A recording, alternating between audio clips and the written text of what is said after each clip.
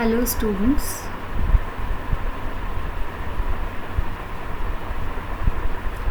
in this video we are going to learn about kinds of sentences.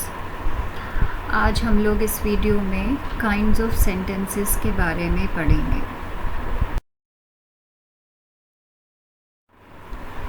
Before we learn about the kinds of sentences, we should also know what a sentence is. English में कितने तरह के sentences हैं ये जानने से पहले हमें ये जानना ज़रूरी है कि सेंटेंस क्या है. A sentence is a group of words that expresses a complete thought, sense or meaning. Sentence जो है वो एक ग्रुप ऑफ वर्ड्स हैं जो एक कंप्लीट थॉट को एक्सप्रेस करता है, हमें एक कंप्लीट मीनिंग देता है. In other words, in every language there is a need of group of words to communicate. Such a group of words which can communicate a complete message is called a sentence. Her language में communicate करने के लिए, दूसरे को हमारी बात समझाने के लिए हमें ग्रुप्स ऑफ वर्ड्स की ज़रूरत होती है. तो ऐसा जो ग्रुप ऑफ वर्ड्स हैं जो आपकी मैसेज को दूसरे तक पहुंचाता है उसको हम सेंटेंस बोलते हैं. As I said earlier that a sentence is a group of words which has a complete thought, which expresses a complete thought or sense or meaning. जैसा कि मैंने पहले आपसे बोला था कि सेंटेंस जो है एक ग्रुप ऑफ वर्ड्स होता है जिसका एक कंप्लीट मीनिंग होता है, कंप्लीट थॉट होता है. A sentence could also have a single word or more than one word, but what is essential is that it should make a complete sense. एक sentence में एक सेंटेंस जो है एक सिंगल वर्ड से भी बन सकता है या एक से ज़्यादा वर्ड्स भी हो सकते हैं एक सेंटेंस में, लेकिन ज़्यादा ज़रूरी क्या है कि जितने भी वर्ड्स हों उसका सेंस जो है वो कंप्लीट होना चाहिए, उसका मीनिंग कंप्लीट होना चाहिए, उसका जो भी मैसेज है वो पूरा उस सेंटेंस से क्लियर होना चाहिए. Here you can see a group of words. यहाँ पे आप लोग देख सकते हैं एक ग्रुप ऑफ वर्ड्स हैं, मतलब एक से ज़्यादा वर्ड्स यहाँ पे आप देख सकते हैं. ब्लू स्काई इज़ द, इसमें एक से ज़्यादा वर्ड्स हैं. तो हम क्या इसको एक सेंटेंस बोल सकते हैं? Is it a sentence? Does it make any sense? No, because it does not have any meaning. It is not conveying any kind of a message. उससे जो भी यहाँ पे वर्ड्स हैं उससे हमें कोई भी मैसेज नहीं मिल रहा है, कोई भी कम्युनिकेशन नहीं हो रहा है, उसका कोई मीनिंग नहीं है, एक कंप्लीट थॉट वो एक्सप्रेस नहीं कर रहा है. But if you rearrange or reorder the same group of words in another way, you'll get a sentence. It will express complete meaning. ये कैसे होगा? अगर इसी को हम the sky is blue इस तरीके से अगर हम अरेंज करेंगे तो ये एक सेंटेंस इसको हम बोल सकते हैं क्योंकि इसका एक मीनिंग है. इसका मतलब है स्काई इज़ ब्लू, स्काई जो है वो ब्लू है. तो ये एक कंप्लीट सेंटेंस बनेगा, इसको हम सेंटेंस बोल सकते हैं. वही ग्रुप ऑफ वर्ड्स को अगर हम दूसरे तरीके से बोलेंगे तो वो एक कोई भी मैसेज कन्वे नहीं कर रहा था, उसका कोई मीनिंग क्लियर नहीं हो रहा था, इसलिए वो ब्लू स्काई इज़ द वो ग्रुप ऑफ वर्ड्स जो है वो उसको हम सेंटेंस नहीं बोल सकते थे. लेकिन अगर उसी को हम दूसरे तरीके से अरेंज करके हमने देखा यहाँ पे तो ये इसका मीनिंग हमें क्लियर हो रहा है, तो इसलिए हम इसको सेंटेंस बोल सकते हैं. The previous sentence was of 4 words. It consisted of 4 words, but we can also have one word sentences as I said earlier. अभी जो आपने ये सेंटेंस देखा था उसमें 4 वर्ड्स थे, लेकिन 1 वर्ड सेंटेंसेस भी, सिंगल वर्ड सेंटेंसेस भी इंग्लिश में होते हैं. फॉर एग्जाम्पल सिट, ये एक सेंटेंस हम इसको इसलिए बोल सकते हैं क्योंकि इसका कंप्लीट मीनिंग है, कंप्लीट थॉट है. अगर किसी ने आपसे ये बोला सिट, तो आप इसका मतलब समझ जाएंगे कि वो आपसे क्या कहना चाह रहे हैं. तो इसका मतलब वो एक सेंटेंस बन गया. लेकिन इसमें एक और चीज़ है कि जो सब्जेक्ट है वो इम्प्लाइड होता है या अंडरस्टूड होता है. इसमें अगर वो ये नहीं कहेंगे यू सिट, तब भी इसका मतलब ये है कि आप बैठो. जो सामने वाला जो भी होगा उनको बैठने के लिए कह रहे हैं, तुम बैठो या आप बैठो, you sit. Here in this sentence, even if you do not say the word you, it is implied or understood. तो हमें इसका मीनिंग अभी समझ में आ गया कि सिट का मतलब एक 1 वर्ड सेंटेंस होता है और इसका एक कंप्लीट थॉट भी होता है, और यू जो है वो इसमें बिना बोले भी इम्प्लाइड या अंडरस्टूड होता है. What do you understand when it is said that you is implied or understood even though it is not said in the sentence sit? आपको क्या समझ में आता है कि you जो है वो understood है वहाँ पे, जबकि उसको बोला नहीं गया है. उसको अगर एक सेंटेंस बोलना है वो, तो वहाँ पे हमें 2 वर्ड्स चाहिए, एक सब्जेक्ट और एक प्रेडिकेट. इनके बिना एक सेंटेंस नहीं बनता है. A single word or group of words should have another quality if they have to be called as sentences. ये दूसरी क्वालिटी जो है उसके पास सेंटेंस कहलाने के लिए जो होना चाहिए वो ये है कि उसमें सब्जेक्ट और प्रेडिकेट होना चाहिए. They should have both a subject and a predicate. तो इस सेंटेंस में, सिट सेंटेंस में सब्जेक्ट मिसिंग था, जो कि इम्प्लाइड या अंडरस्टूड है. उसको हमें बोलने की ज़रूरत नहीं है, लेकिन तब भी उसका मीनिंग वही होता है. So the main part or word of a subject is a noun or a pronoun. एक सब्जेक्ट का मेन पार्ट या मेन वर्ड जो होता है वो एक नाउन या प्रोनाउन होगा. और ये सब्जेक्ट जो है ये हमें सब्जेक्ट के बारे में सेंटेंस बोला जाता है. The sentence tells us about something about the subject. It gives us information about the subject. Subject के बारे में हमें इंफॉर्मेशन देता है या फिर कोई चीज़ उसके बारे में बताता है, वो उसको हम सब्जेक्ट बोलते हैं, जो कि main part of the sentence होता है. उसी तरह से एक वर्ब जो है वो प्रेडिकेट का मेन पार्ट या मेन वर्ड होता है. If you take the above sentences, sit and the sky is blue. अगर आप एक सिंगल वर्ड वाला सेंटेंस लेंगे sit, जिसमें you जो है वो सब्जेक्ट था, sit जो है वो प्रेडिकेट में आता है, और sit यहाँ पे वर्ब है. और दूसरा जो सेंटेंस था the sky is blue, उसमें the sky सब्जेक्ट है और is ब्लू प्रेडिकेट है, उसमें is जो है वो वर्ब है.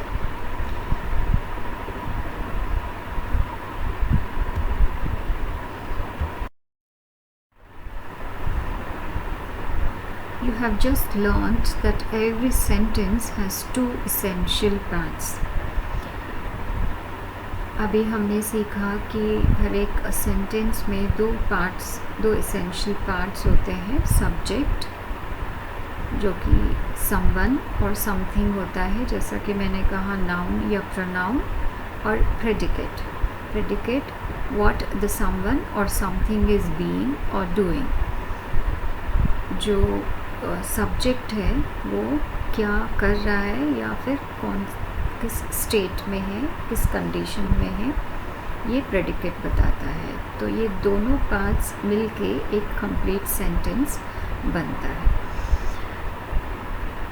So a sentence is just someone or something being or doing something. लेकिन इसमें एक चीज़ और आपको जानना ज़रूरी है कि कोई भी ग्रुप ऑफ वर्ड्स जिसमें एक सब्जेक्ट और एक प्रेडिकेट होता है वो एक कंप्लीट सेंटेंस ही होगा, ऐसा कोई नेसेसरी नहीं है। Just because a group of words has a subject and a predicate, it does not necessarily mean it's a complete sentence. हमें उस सेंटेंस का मीनिंग या थॉट भी देखना पड़ेगा कि वो पूरा सेंस दे रहा है, पूरा मीनिंग दे रहा है या नहीं, तभी हम उसको एक सेंटेंस बोल सकते हैं।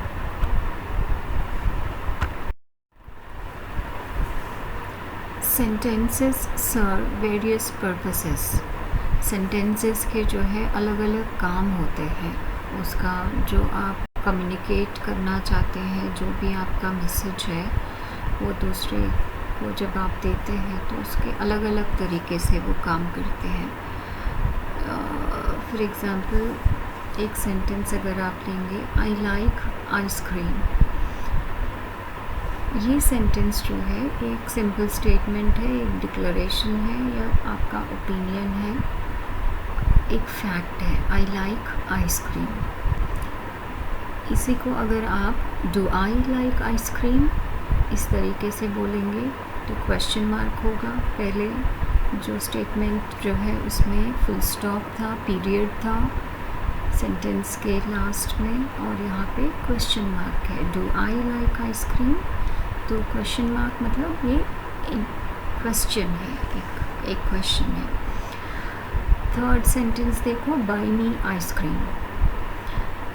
बाय मी आइसक्रीम तो एक ऑर्डर भी हो सकता है और एक रिक्वेस्ट भी हो सकता है, could you buy me ice cream please, या बाय मी आइसक्रीम ये ऑर्डर हो गया, could you buy me ice cream ये रिक्वेस्ट हो गया। हाउ आई लाइक आइसक्रीम, ये सेंटेंस हमें इमोशन दिखा रहा है और हैप्पीनेस इसमें दिख रही है। इसमें आप देखेंगे एक्सक्लेमेटरी मार्क आपको दिख रहा है, मे यू लाइक आइसक्रीम, ये एक विश है। तो इससे आप अंदाज़ा लगा सकते हैं कि जो भी सेंटेंसेस होते हैं उनका काम अलग अलग तरीके का होता है, उनकी पर्पसेस अलग अलग होते हैं। तो हम इसलिए सेंटेंसेस को अलग अलग कैटेगरीज़ में डिवाइड करते हैं, अलग अलग टाइप्स में डिवाइड करते हैं। Sentences can be divided into 5 categories, looking at the purposes that they serve. Sentences जो है वो 5 प्रकार के होते हैं। Assertive sentences, interrogative sentences, imperative sentences, exclamatory sentences, optative sentences। और assertive sentences में affirmative, positive sentences होते हैं और negative sentences भी होते हैं। ये सारे sentences के प्रकार हैं। assertive sentences, इनको हम statements भी कह सकते हैं या डिक्लरेटिव सेंटेंसेस भी कह सकते हैं। इन सेंटेंसेस से हमें कोई इंफॉर्मेशन मिलता है जिसको हम असर्टिव सेंटेंसेस की कैटेगरी में डाल सकते हैं, और इन सेंटेंसेस के लास्ट में हम फुल स्टॉप लगाते हैं या पीरियड, इसको पीरियड बोलते हैं, पीरियड लगाते हैं। Take a look at the examples. There are several schools in Delhi. ये एक फैक्ट है. She has a big house. ये एक स्टेटमेंट है. My father is a teacher. ये भी एक स्टेटमेंट है, डिक्लेरेशन है. We should not play on the road. ये भी assertive sentences में आता है. कोई भी सेंटेंस का जो है शुरू हम कैपिटल लेटर से करते हैं और इस डिक्लेरेटिव सेंटेंसेस में लास्ट में, सेंटेंस के लास्ट में फुल स्टॉप से उसको एंड करते हैं. असर्टिव सेंटेंसेस दो प्रकार के होते हैं, पॉजिटिव सेंटेंसेस और नेगेटिव सेंटेंसेस. पॉजिटिव सेंटेंसेस जो है अफर्मेटिव होते हैं, जिसमें किसी बात का होना स्वीकार किया जाता है, उसको अफर्मेटिव सेंटेंसेस बोलेंगे. जैसे कि her father is a doctor. She walks in the morning every day. Rupa works in a factory. He is a student of geography. और नेगेटिव सेंटेंसेस जो है वो नकारात्मक होते हैं, जिसमें नो या नॉट या नेवर का यूज़ किया जाता है. Her father is not a doctor. Rupa does not work in a factory. She never walks in the morning every day. He is not a student of geography.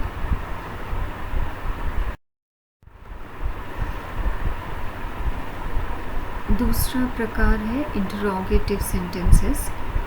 Interrogative sentences को समझना बहुत simple है. जो भी questions होते हैं वो सब इंटरोगेटिव सेंटेंसेस होते हैं. क्वेश्चंस दो तरीके के हो सकते हैं. येस नो टाइप क्वेश्चंस हो सकते हैं जिसका आंसर हमें यस या नो में दिया जाता है. जैसे कि were you absent yesterday. Does he read a letter. Can you not drive a car. जिसमें वर यू एब्सेंट यस्टरडे, इसमें no I was not absent yesterday, yes I was absent yesterday. ये दो आंसर्स आप expect कर सकते हैं. Does he read a letter, इसमें भी यस या नो से इसका आंसर दिया जा सकता है. तो ये यस और नो टाइप क्वेश्चंस होते हैं. और दूसरा टाइप के जो क्वेश्चंस होते हैं उसमें WH वाले क्वेश्चंस हम इनको बोलेंगे. जैसे कि what is your name, where has Sarla gone, why do you come late to school, which game do you like most. जिसमें आपको आंसर्स अलग तरीके से देने की ज़रूरत होगी. तो जो भी क्वेश्चंस होते हैं वो सब इंट्रोगेटिव सेंटेंसेस बोला जाता है इनको. तीसरे तरह के जो सेंटेंसेस हैं उनको इम्परेटिव सेंटेंसेस बोलते हैं, जो कि आदेशात्मक वाक्य होते हैं. इसमें या तो ऑर्डर होगा या रिक्वेस्ट होगा, एडवाइस होगा, सजेशन होगा. So whichever sentence expresses this kind of meaning or purpose, उनको हम imperative sentences बोलते हैं. जैसे कि orders में go there, sit down, get out of the class, don't sit here, ये सारे orders हैं. please sit down, ये request होगा. can you please go there, ये भी एक request होगा. तो ये दोनों इम्परेटिव सेंटेंसेस हम इनको बोलते हैं. या एडवाइस और सुझाव जैसे होते हैं, सजेशंस होते हैं, वो भी इम्परेटिव सेंटेंसेस में ही आते हैं. इम्परेटिव सेंटेंसेस में भी दो प्रकार के होते हैं, फिर अफर्मेटिव और negative.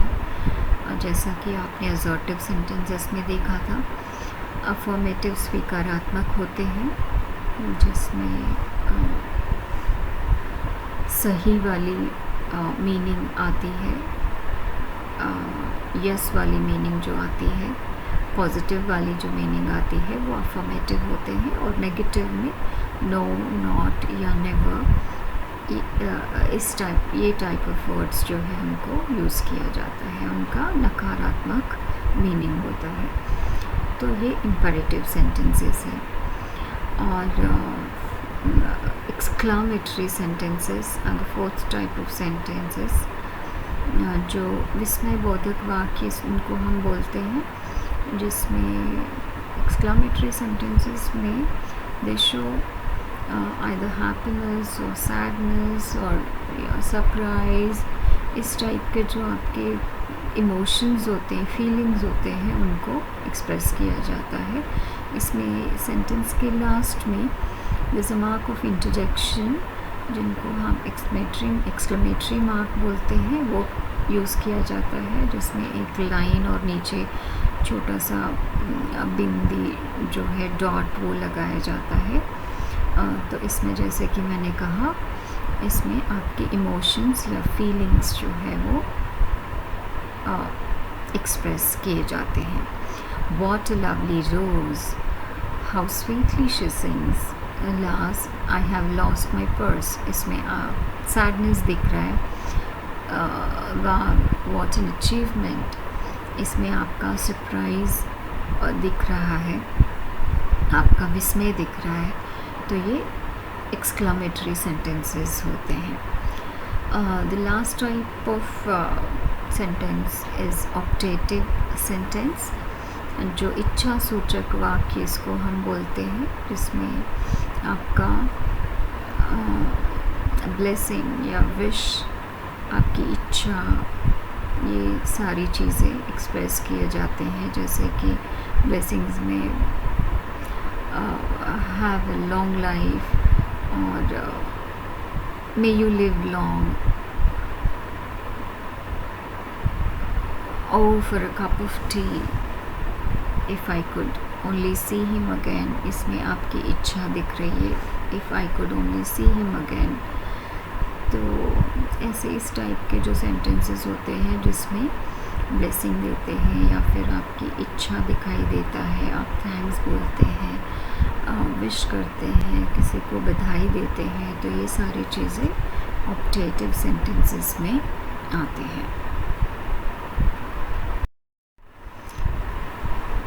So you have learnt by now what a sentence is and how many kinds of sentences are there and when are they used। आपने सीखा आज कि सेंटेंस क्या होता है और कितने प्रकार के सेंटेंसेस होते हैं और उनका यूसेज क्या है, उनको किस तरीके से यूज़ किया जाता है।